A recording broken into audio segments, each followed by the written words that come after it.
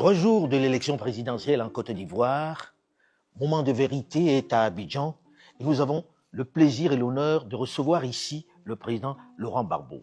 Bonjour, Monsieur le Président. Bonjour, Alain. Samedi prochain, samedi 25 octobre, on vote en Côte d'Ivoire. Élection présidentielle, élection au cours de laquelle vous n'êtes pas candidat. Élection au cours de laquelle vous ne participerez pas. Après ce long combat que vous avez mené, vous avez 80 ans aujourd'hui. La prochaine élection présidentielle, normalement, c'est dans 5 ans, donc vous aurez 85 ans. Est-ce qu'on peut dire que c'est la fin, que c'est la retraite pour le président Laurent Gbagbo? Il n'y a pas de retraite en politique. Donc je n'irai pas à la retraite. Mais je m'interdirai d'occuper des fonctions politiques, aussi bien à l'intérieur de mon parti, où je serai plus président, qu'à l'extérieur, que dans l'État. C'est-à-dire, on ne peut plus imaginer le président Laurent Gbagbo candidat à une présidentielle, par exemple. Non, à non, 85 non, ans. non. Vous savez, ailleurs, on a vu ça, et il y en a qui ont 93 ans, qui sont Oui, candidats. mais c'est leur choix. C'est leur choix. Ce n'est pas le mien. Moi, j'ai assez donné. Et puis, on peut faire la politique sans occuper de fonctions ou sans chercher à occuper de fonctions. Est-ce que c'est raisonnable, Monsieur le Président, et tout le monde se pose la question, que ce soit pour vous, que ce soit pour les autres, que quelqu'un comme vous, qui a fait ce que vous avez fait, ayez souhaité être candidat à la présidentielle à 80 ans? Oui. Je vais vous expliquer quelque chose. Quand j'ai été élu président, c'était en 2000. J'avais 55 ans. Le mandat présidentiel dure 5 ans. En 2005, donc, c'était la fin. Normalement, c'était la fin du premier mandat, de mon premier mandat présidentiel. Il aurait dû avoir une élection. En 2005. En 2005. Et à cette élection, j'aurais pu gagner ou j'aurais pu perdre. Mais il n'y a pas eu d'élection. La démocratie veut que si je gagne, je continue pour le deuxième mandat, le deuxième et le dernier mandat. Donc, j'avais jusqu'à 65 ans. 65 ans, si vous aviez un second mandat. Voilà, si j'avais un second mandat. Mais si j'avais perdu après le premier mandat, c'était fini. Voilà. Ces gens-là ne m'ont pas laissé gouverner. Quand vous dites ces gens-là, c'est qui? Mes opposants, qui ont pris les armes. Parce que figurez-vous que 2 mois seulement après les élections ont eu lieu le 22 octobre 2000. J'ai prêté serment le 26 octobre. J'ai fait mon premier conseil de ministre le 27 octobre.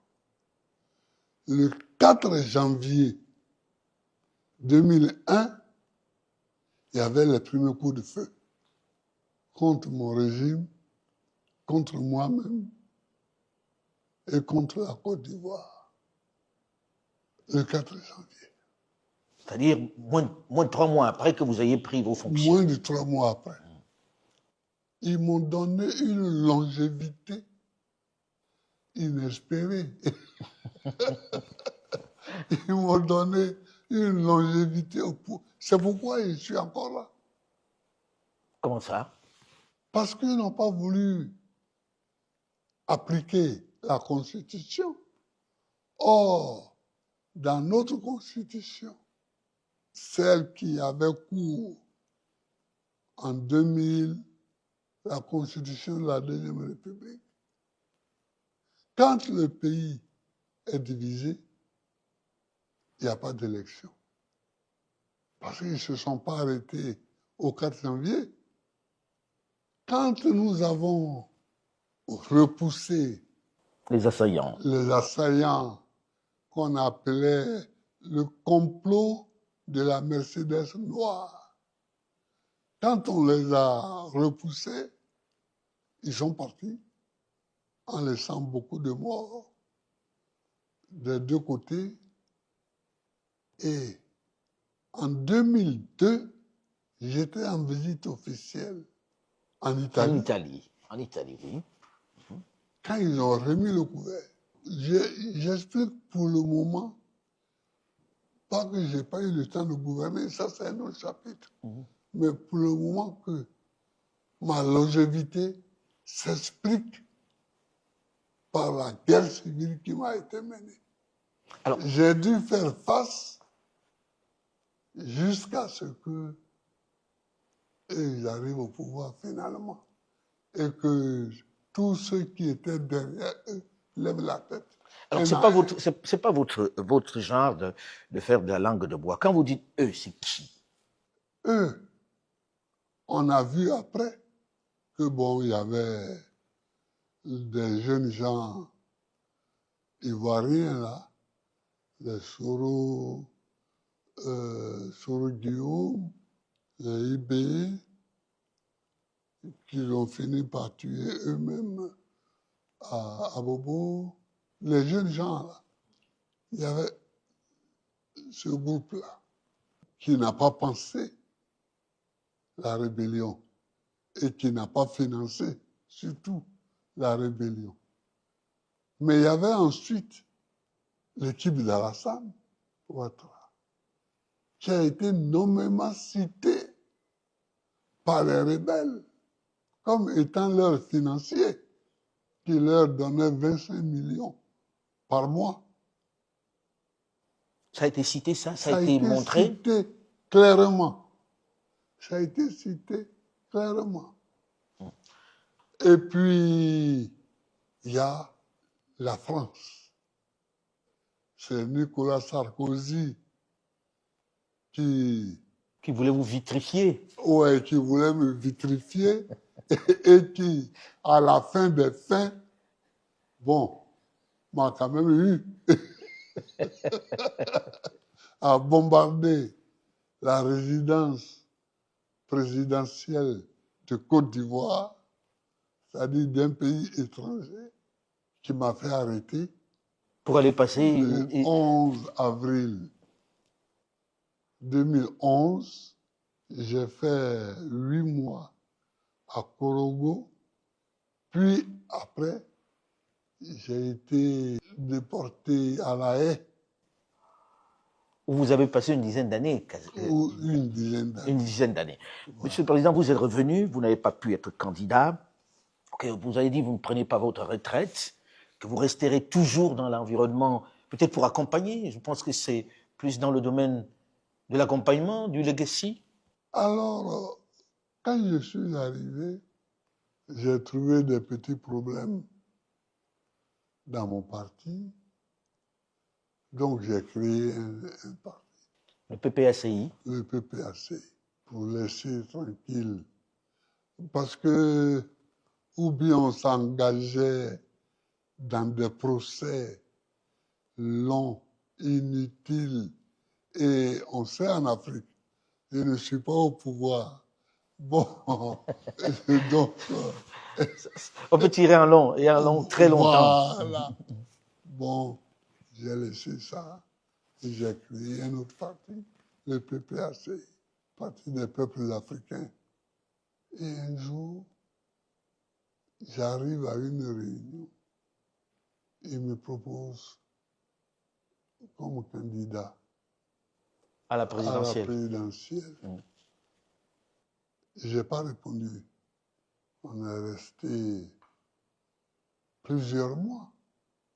C'est eux qui vous proposent d'être candidat. Ah oui, on est resté plusieurs mois, peut-être 1 an, sans que je ne réponde.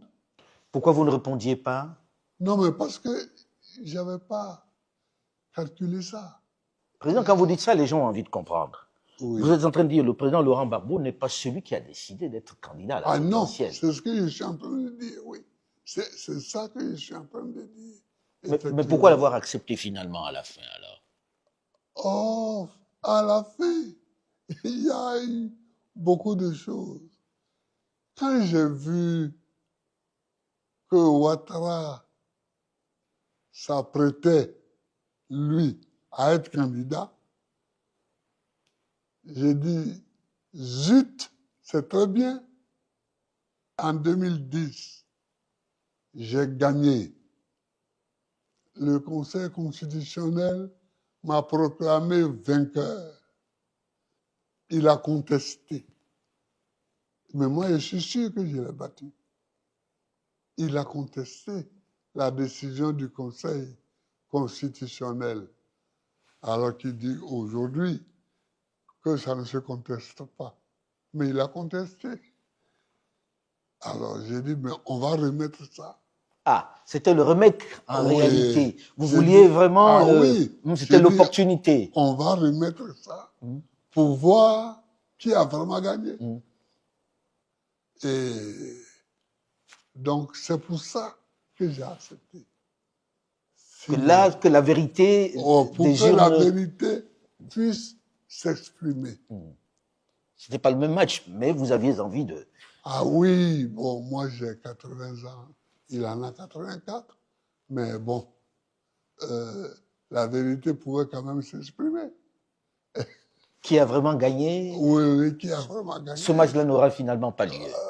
Ce match n'aura pas lieu puisque il a écarté ma candidature. Président, quand vous entendez ça, Oui. beaucoup de gens se disent 80 ans. Le président Gbagbo n'est pas jeune. Le président Alassane n'est pas jeune non plus. Non plus.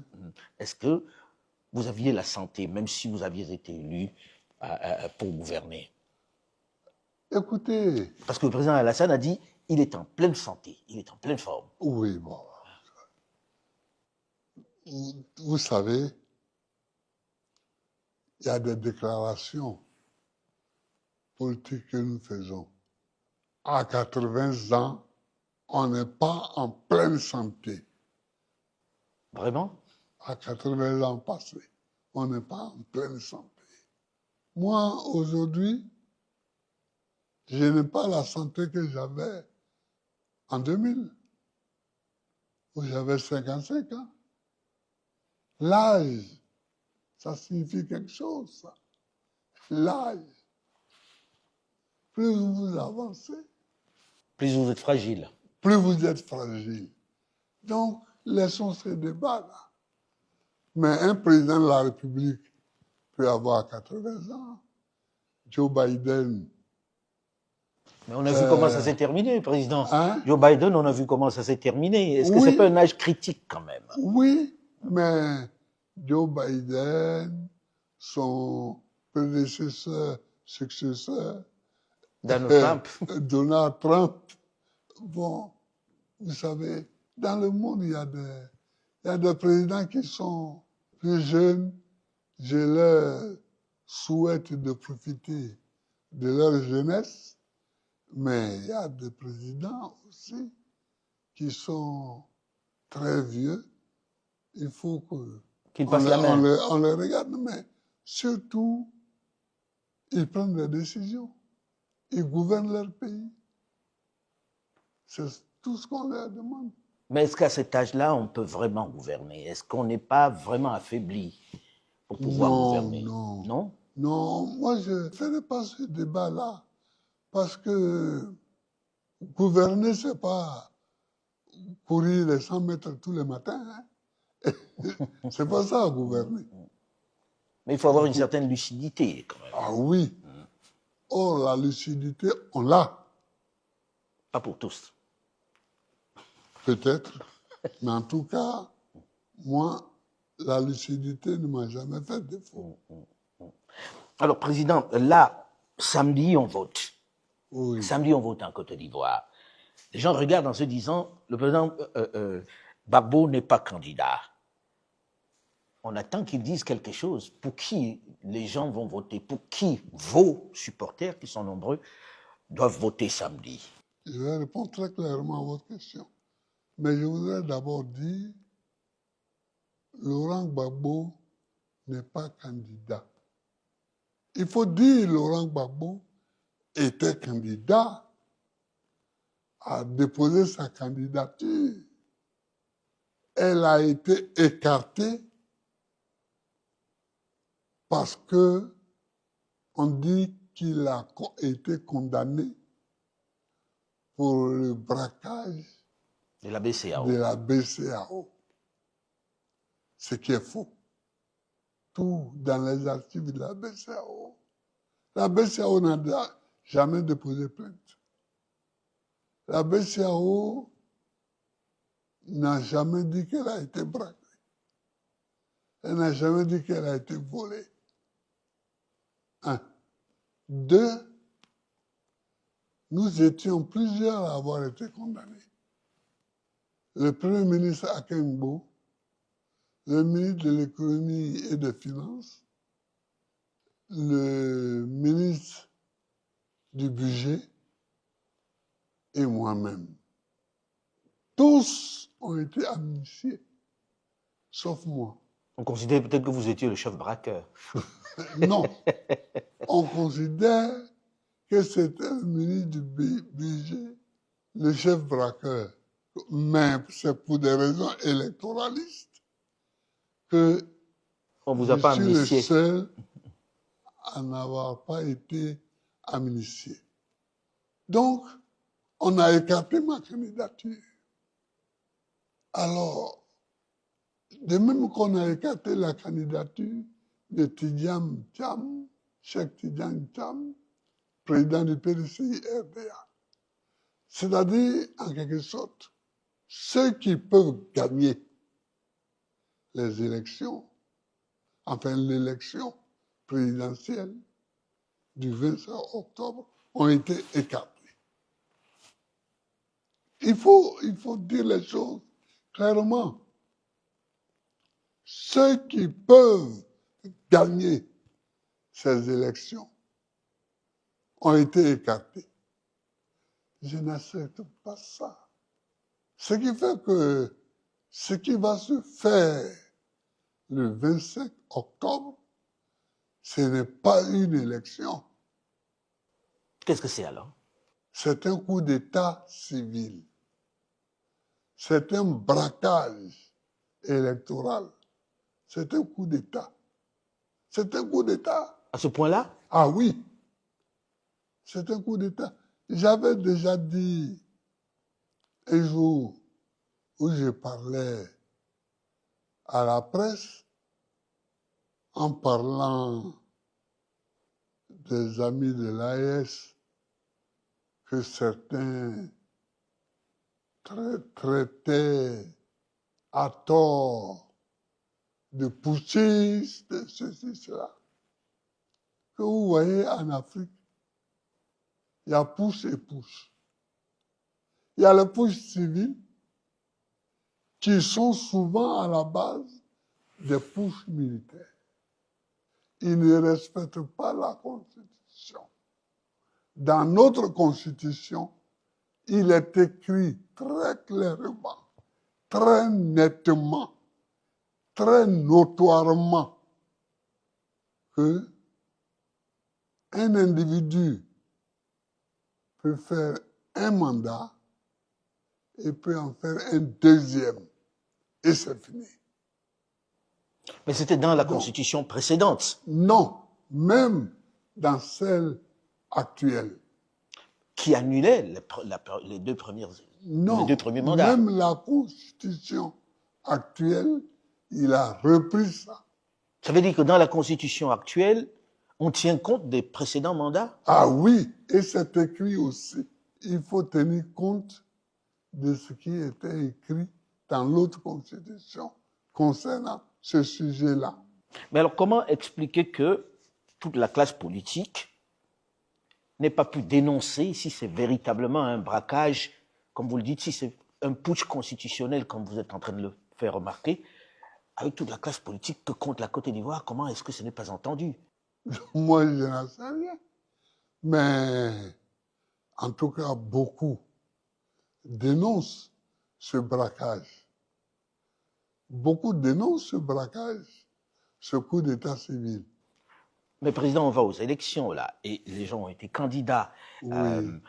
des gens de l'opposition. Déjà, j'ai envie de comprendre, je ne sais pas si en Côte d'Ivoire on souffre du même syndrome que l'opposition camerounaise. Comment expliquer que malgré tout ça, vous n'ayez pas pu avoir un candidat unique qui puisse défendre ce que vous dites? Si vraiment il y a braquage, les gens se seraient peut-être alignés derrière ce candidat que l'opposition aurait choisi. Mais pourquoi voulez-vous qu'on choisisse un candidat? Il y avait au départ 60 candidats. Une soixantaine de candidats. Oui. Il y avait une soixantaine de candidats. Les gens se sont présentés. Bon, parce qu'en ce moment-là, tout le monde pensait qu'il s'agissait d'une élection. Vous pensez qu'aujourd'hui, on ne pense pas qu'il s'agit d'une élection? Non. Et alors pourquoi ils y vont? Ah, mais ça, c'est leur affaire. Allez leur demander. Moi, j'ai envie de comprendre. Un journaliste très connu, très... Oui, alors, vous pouvez demander à ceux qui y vont. Mais en même temps, Président, vous avez créé un cadre dans lequel vous discutiez avec l'opposition. C'était bien pour aller aux élections. Vous avez discuté avec un certain nombre de membres de l'opposition, des partis de l'opposition. Oui. Pourquoi est-ce que vous n'êtes pas arrivé à un consensus alors, pour avoir un candidat qui aille vraiment vous représenter dans ce scrutin? Ce n'était pas l'objectif. C'était quoi l'objectif? L'objectif, c'était de savoir, après notre élimination, qu'est-ce qu'on faisait. C'était ça. Et vous n'êtes pas tombé d'accord? Ah si, on est tombé d'accord sur le fait qu'on ne soutient rien, on ne soutient personne et on ne soutient même pas la dynamique électorale. Alors, Monsieur le Président, Voilà. dans votre propre parti, le PPACI, Oui. il y avait une idée de plan B, Oui. représentée par M. Domelo. Oui. Vous ne soutenez pas au point de l'exclure du parti, alors qu'il aurait pu représenter aussi une partie de cette opposition dans ce scrutin, s'il bénéficiait de vos voix? Mais il ne bénéficiait pas de nos voix. Ça montre le débat qu'il y a eu. Domelo n'a jamais soumis son idée à débat. Au sein du parti? Au sein du parti. Même Pourtant, moi, il dit avoir consulté. moi, il n'a jamais discuté avec moi. C'est venu de lui tout seul, Président? Ah, mais c'est pas lui et certains de ses amis, peut-être. Mais en tout cas, ça n'a jamais été un débat au sein du parti. Ça n'a jamais été un débat. Et je vous le dis, et je le répète, cela n'a jamais été un débat au sein du parti. C'est de son propre fait. Alors, il a voulu être candidat. Bon, mais il est candidat. Mais vous n'appelez pas à voter pour lui? Hein? Non. Non. Tous ceux qui sont candidats, nous n'appelons pas à voter pour eux. Mais, Président, quand vous dites que vous n'appelez pas à voter pour qui que ce soit qui est candidat aujourd'hui, oui. Qu'est-ce que les Ivoiriens doivent comprendre? Qu'ils ne vont pas voter, qu'ils restent tranquilles chez eux, etc.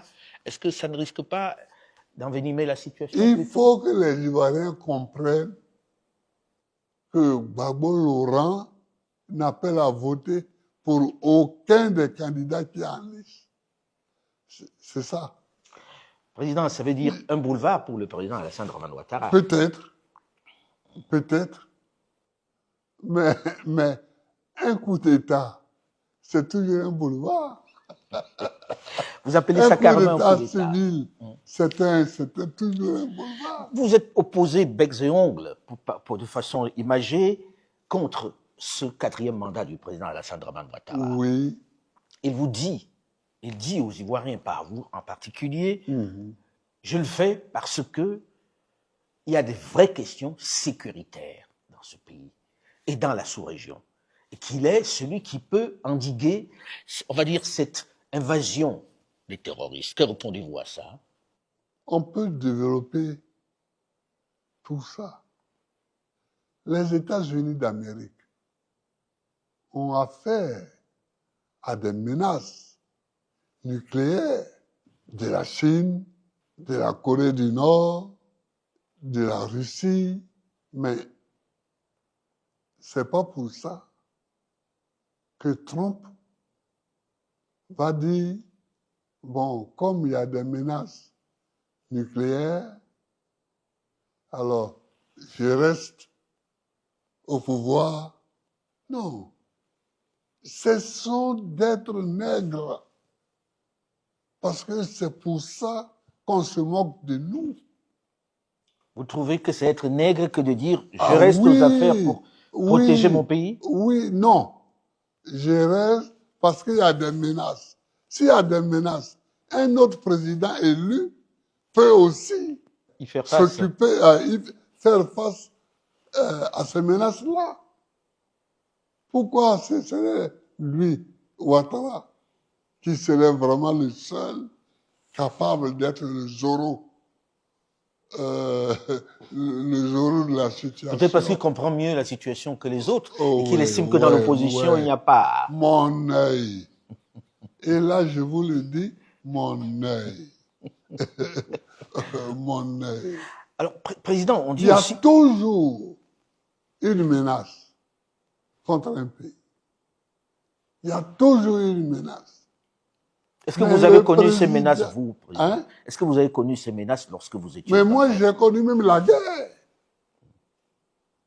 J'ai connu la guerre. Est-ce que la rébellion, ce n'est pas une guerre terroriste, ça? La rébellion? Mais j'ai fait face. Alors, le président Ouattara dit aussi qu'il a son bilan pour lui. On l'a écouté pendant les meetings. Oui, C'est assez clair. oui, Il a donné des infrastructures, des routes, oui. des hôpitaux, des écoles. Chacun voit la Côte d'Ivoire qui est en train de changer. Est-ce que les gens ne voteront pas aussi pour ce changement qu'il leur a donné, dont il parle? Oui, écoutez, il est en campagne, lui. Parce qu'il n'y a que pour lui, et enfin, il n'y a que pour les 5, là, qu'il y a une campagne. Donc, il est en campagne. Donc, il dit ce qui peut appeler, ce qui peut amener les gens à voter pour lui. Qui sont des choses que l'on voit, Monsieur le Président. Oui, mais moi, j'ai gouverné ce pays avant lui, avant Alassane. J'ai gouverné pendant 10 ans. Vous pensez que Quand vous avez le je même suis bilan? arrivé au pouvoir, quand je cherchais le pouvoir, j'ai dit aux paysans, donnez-moi le pouvoir pour que je vous le rende. Quand j'ai été élu, je leur ai rendu le pouvoir sur le café cacao, sur la gestion du café et du cacao. J'ai donné aux Ivoiriens la liberté. La liberté. La liberté.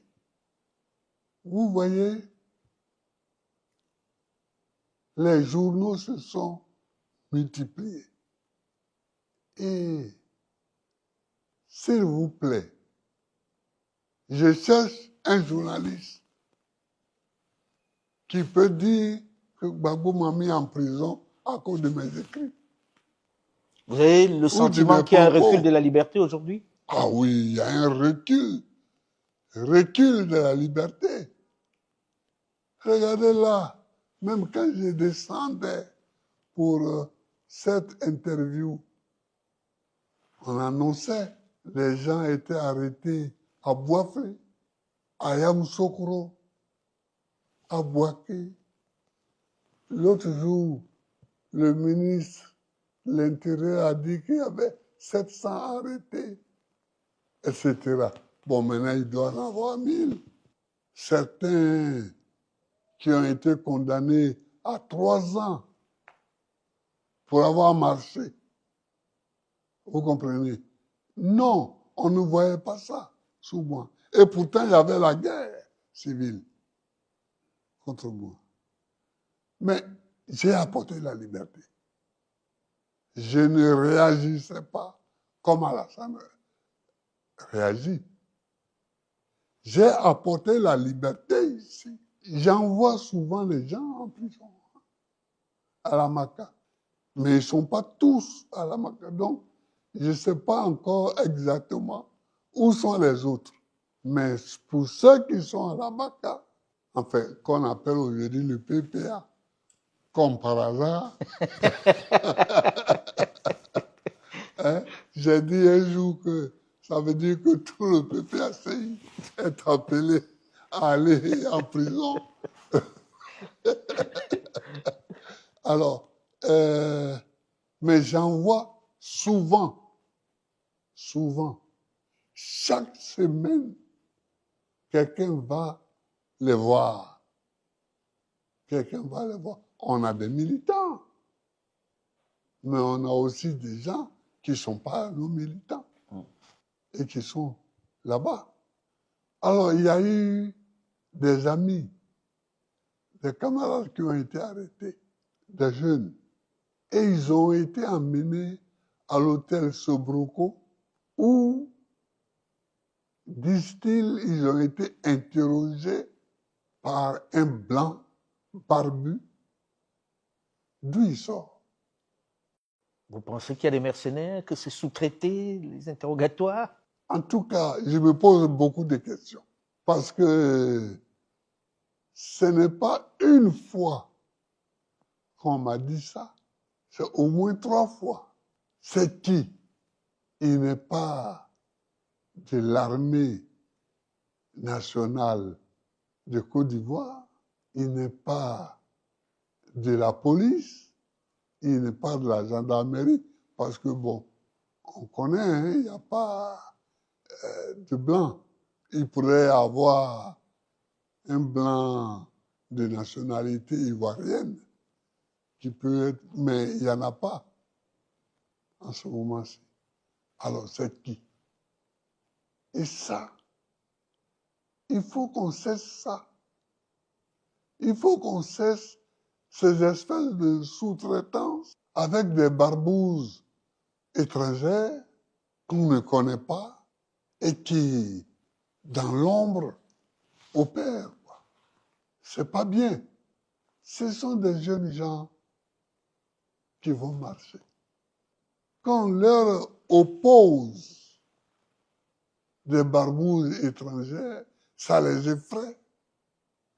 Ça les effraie. Et quand quelqu'un est effrayé à ce point, on ne sait pas quelle va être sa réaction. Hein. Donc, vous avez parlé du fait que vous avez donné la liberté, La liberté. le café cacao que vous avez donné Oui. aux agriculteurs. J'ai fait l'enseignement libre et gratuit pour jusqu'au moins la 3e. Libre et gratuit. J'ai supprimé les uniformes scolaires, mais on les a remis après moi. Monsieur le Président, là Parce c'est... que je ne comprends pas les uniformes scolaires. Il y a des parents qui n'ont pas l'argent dans les villages pour acheter les uniformes. Et pour ça, leurs enfants ne vont pas à l'école. Monsieur le Président, aujourd'hui, là vous venez de dresser un peu le bilan de ce que vous avez fait, malgré la situation qui était chaotique à l'époque. Mais on ne peut pas dire que le président Alassane Ouattara ne voit pas les routes, on ne voit pas les écoles, on ne voit pas les infrastructures. Oui, mais les routes, en effet, on est élu pour ça. Moi-même, j'ai fait l'autoroute. Laquelle? Jusqu'à Yamoussoukro. D'Abidjan à Yamoussoukro, c'est... Non, d'Abidjan à Saint-Gorobo, c'est Oufou-Boigny. Et moi, j'ai fait de Saint-Gorobo à Yamoussoukro. C'est moi. C'est personne d'autre. Moi, tout ce que j'ai fait est utile. J'ai fait l'autoroute de Saint-Gorobo jusqu'à Yamoussoukro. Et j'ai fait un accord avec le président Blaise Compaoré de Burkina pour que nous prolongions l'autoroute jusqu'à Ouagadougou. Moi, je ferai la partie de la Côte d'Ivoire et lui ferait la partie du Burkina. Bon, j'ai fait aussi le pont de Jacquesville. pour permettre aux Ivoiriens de vivre. Jacquesville est devenu aujourd'hui un quartier d'Abidjan. Il y a d'autres constructions qui sont des tapalais. La tour qu'on fait au plateau, là, ça peut faire quoi? Vous estimez que ça n'a pas d'importance, ce qui est en train d'être fait? Ça apporte quoi? Embellir la ville. Embellir la ville. Cette tour-là fait quoi? Et ce pont qu'on a fait pour amener de Cocody à la tour, justement, ça fait quoi là? Moi, j'avais pensé ce pont, mais je l'avais fait pour agrandir le port d'Abidjan et faire un pont au-dessus du canal pour amener ce que j'avais appelé la route Abidjan-Lagos. Vous comprenez? C'est ça qu'il faut faire. Ce sont des choses utiles et non pas des choses pour jouer. Monsieur le Président, la Côte d'Ivoire, dans cette période-ci, Oui.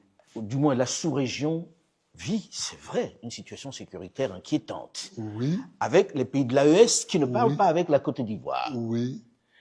Est-ce que ce n'est pas une vraie préoccupation? Qu'est-ce qui doit être fait dans ce sens pour qu'on sorte de cette, on va dire, de cette crise absurde? Moi, je pense que cette crise-là, avec l'AES, entre l'AES et la Côte d'Ivoire, elle est ridicule. Elle est tout simplement, c'est de l'enfantillage, quoi. de la part de qui? De la part des Ivoiriens, de la part du pouvoir ivoirien. Et c'est parce que ce n'est même pas son combat. C'est le combat d'autrui. C'est le combat de pays étrangers que la Côte d'Ivoire prend sur son dos. Comment ça? Vous pensez qu'aujourd'hui... Oui. Or, la Côte d'Ivoire ne peut pas vivre sans être en bonne relation avec le Mali, avec le Niger, avec le Burkina Faso. Nous sommes un bloc. Nous sommes un bloc. Nous sommes un bloc. Et je ne comprends pas. Ça dit, il y a le Niger, le Mali, le Burkina Faso, le Ghana, le Togo, le Bénin, le Libéria, la Guinée, la Sierra Leone. Voilà. Bon, le Sénégal aussi, même s'il est un peu loin. Mais voilà des pays qui forment un tout. Quand on y ajoute le Nigeria, vous voyez, et on a grandi avec les Nagos du Nigeria, les Ghanéens. Mais en même temps, Président, quand vous parlez de ce bloc, alors, si vous permettez, quand vous parlez de ce bloc, aujourd'hui, il y a l'AES. D'un côté, il y a la Côte d'Ivoire qui est l'un des principaux partenaires de cette AES-là au départ. Qu'est-ce que pensez-vous qu'on fait le nécessaire pour que tout soit réconcilié? Que feriez-vous aujourd'hui? Moi, je ferais. Si je suis au pouvoir, si j'étais au pouvoir, en 2 semaines, 1 mois, on rétablirait les bases fraternelles de ce pays. Président, vous avez une envergure continentale. Oui. Est-ce qu'en n'étant pas président, ce n'est pas aussi une tâche que vous pouvez vous donner? C'est-à-dire, est-ce qu'il y a besoin d'être président pour mener cette bataille-là? Oui, oui, parce que là, moi, quand on aura fini avec tous nos spectacles ici, quand on aura fini avec tous nos spectacles là, j'irai certainement faire un tour dans ce pays-là pour saluer les jeunes gens parce que bon, ils sont plus jeunes que moi, pour saluer, discuter un peu avec eux. Mais en réalité, il faut être à la tête de l'État pour régler les problèmes de l'État. Voilà. Moi, je peux aller les saluer, discuter avec eux, leur apporter la salutation d'un citoyen ivoirien, mais les rapports, les relations d'État à État, elles doivent être gérées par les chefs d'État. Qu'est-ce qui, d'après vous, fait que ça coince à ce point-là? Ça fait déjà plusieurs années. Généralement, les crises entre deux États, on arrive à se parler, on arrive à établir de nouvelles relations, même si on ne s'aime pas. Hein. Qu'est-ce qui, d'après vous, fait que ça dure aussi longtemps? Parce que les pays de l'AES ont pris des positions claires contre la France. Et donc, le président Ouattara prend une attitude pour défendre la France, les positions de la France. Il n'y a pas d'autre chose. Il serait là juste pour défendre les intérêts de la France dans cette histoire? Dans cette histoire-là, oui. Dans cette histoire-là, oui. Président, je ne peux pas ne pas revenir sur la question. Oui. Avec des scénarios qui peuvent se dessiner. Oui. Monsieur le Président, samedi, les gens descendent dans la rue ou les Ivoiriens descendent dans la rue. Qu'est-ce que vous dites? Vous dites rentrer à la maison. Est-ce qu'il n'y a pas le risque que ça dégénère et que vous soyez perçu comme celui qui a demandé aux gens de descendre dans la rue? Non, moi je ne leur demande pas de descendre dans la rue, mais je veux dire que des gens s'en vont à ce qu'ils appellent des élections. Moi, je considère que c'est un braquage. Il faut bien écouter ça. Je considère qu'il s'agit d'un braquage électoral. Nous tous, on avait déposé nos candidatures parce qu'on croyait qu'il s'agissait d'élections. On s'est rendu compte qu'il s'agit d'un braquage.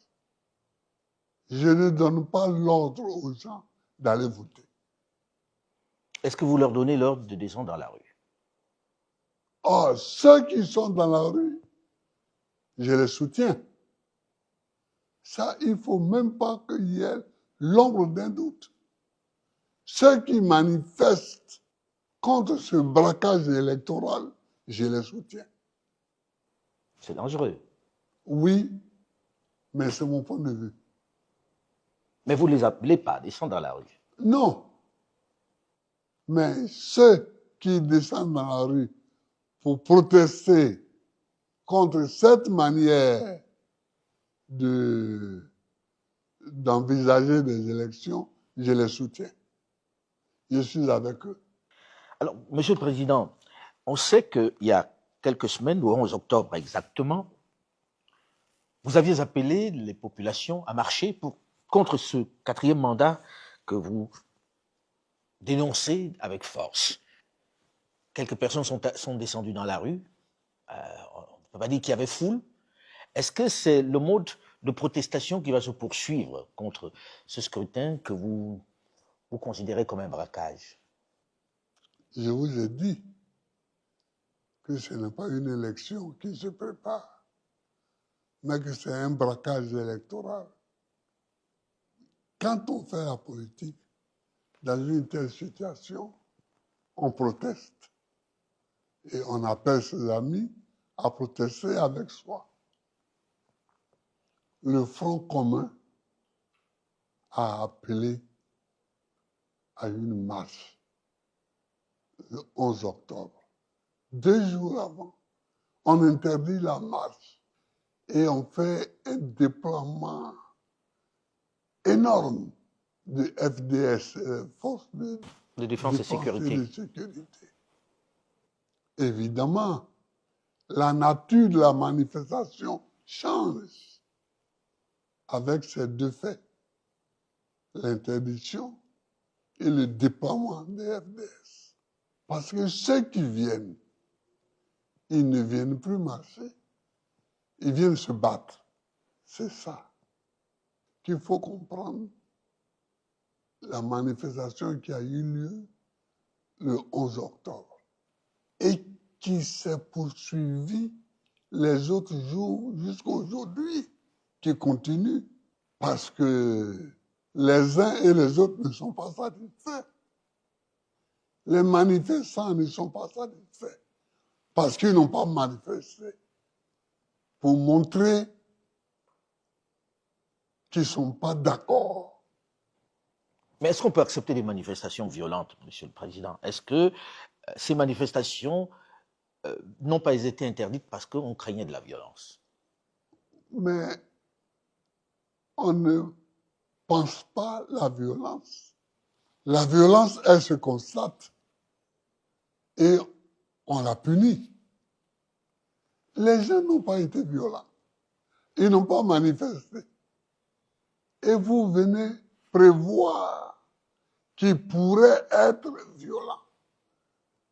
Est-ce qu'en août, quand nous avons appelé à marcher et que les gens ont marché de façon tense, est-ce qu'il y a eu de la violence?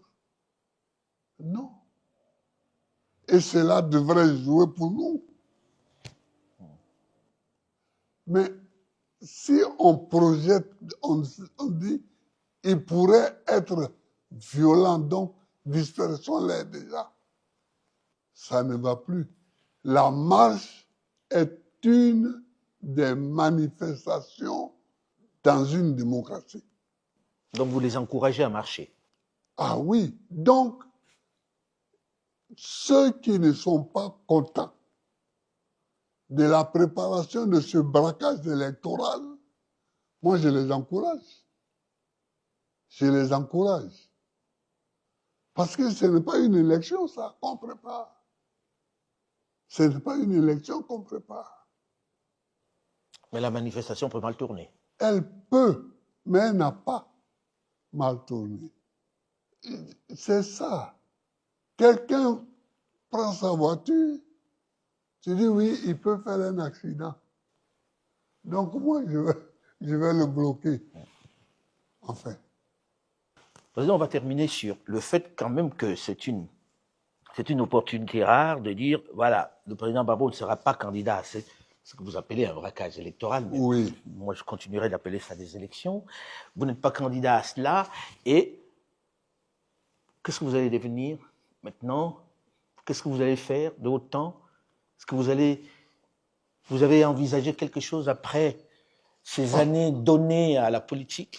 Oh, mais il y a beaucoup de choses à faire. Il y a beaucoup de choses à faire. D'abord, il faut que je conduise le parti jusqu'à ce qu'on sorte de tout ce brouhaha. Il faut qu'on sorte de tout ce brouhaha. Nous avons déjà fixé la date de notre congrès qui sera après les législatives. Et après, je démissionnerai au congrès. Je ne serai plus candidat à la direction du parti. Et puis, je vais prendre mon temps pour moi-même, et pour ma petite famille. Je vais prendre mon temps. Vous allez vivre enfin. Enfin. Enfin. Je vais vivre un peu, écrire. On a du mal à vous imaginer Loin de tout ça, hein? Ah oui, oui, mais il faut. Il faut. Non, il y a des moments où il faut arrêter certaines choses. Au moment du congrès, je serai dans ma 81e année. C'est beaucoup, non? C'est beaucoup. Mais, Monsieur le Président, merci de nous avoir accordé ce temps-là pour pouvoir parler de cela. Et on espère que tout se passera bien et que cette seconde partie de votre vie, vous en profiterez vraiment avec votre famille, comme vous l'avez dit. J'espère aussi. Nous arrivons au terme de cet entretien de moment de vérité avec le président Laurent Gbagbo, qui nous faisait l'honneur de nous recevoir chez lui à Abidjan. Restez à l'écoute d'Afromédia en téléchargeant l'application Afromédia, qui est très conviviale et qui vous offre tous les contenus d'Afromédia. À très vite. Afromédia, 1 an déjà. Une appli plus performante, de nouveaux programmes, une tombola exclusive avec de nombreux lots à gagner, une équipe de jeunes plus élargie. Téléchargez l'application, inscrivez-vous et gagnez de nombreux lots. Une nouvelle interface plus fluide, avec un quiz interactif et éducatif accessible aussi hors connexion. Le retour de Archives d'Afrique, des lives et des magazines exclusifs, disponibles sur iOS et Android. Afromédia, le narratif africain sans complaisance, mais sans condescendance.